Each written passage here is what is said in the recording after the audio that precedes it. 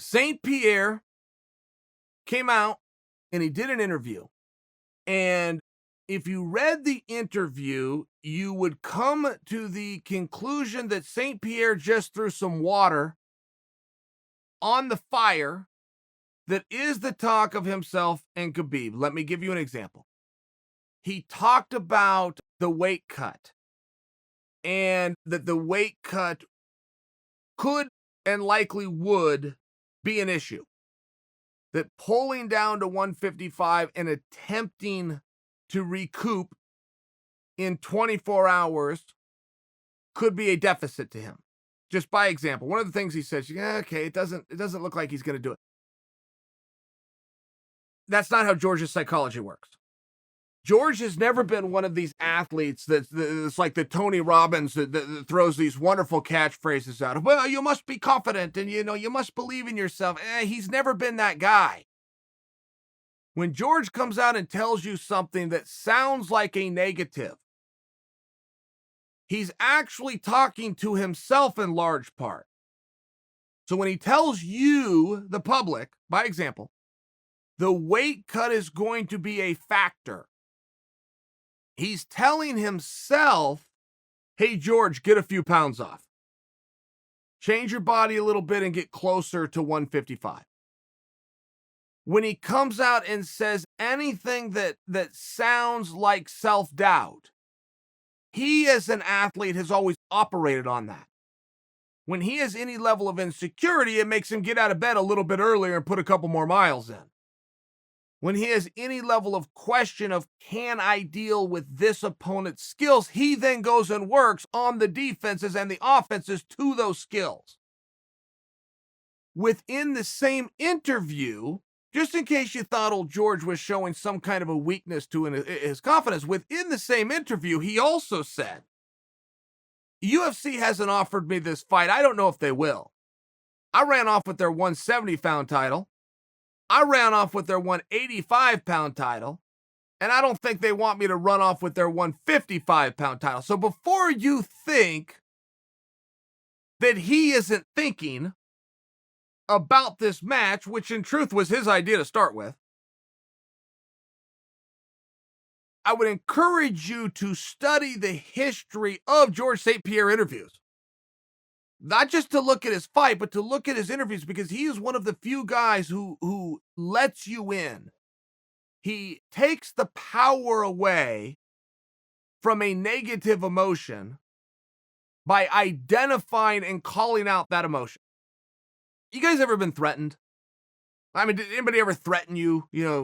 School, by example, I'm going to do this or that to you. Or you got freaked out? The power of a threat the only power of the threat is whatever reaction you have to the threat. The words don't actually do anything, but if it puts you in a pressure and a panic, it now has power over you. So when George comes out and identifies these things in the media that you may think sound adverse to a championship mindset, that's where I would tie that in, that as much as you could study his fights and learn something, you can also study his interviews.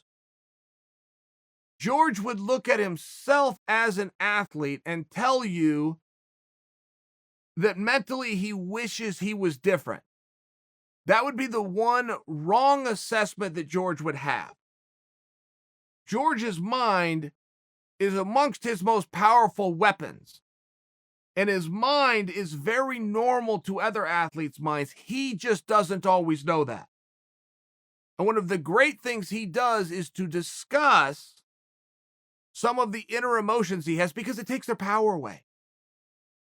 He was talking about his fight with Matt Serra. He called it the most humiliating moment of my career. And he said, I learned that night that it is not the best fighter who wins, it is whoever fights the best that wins.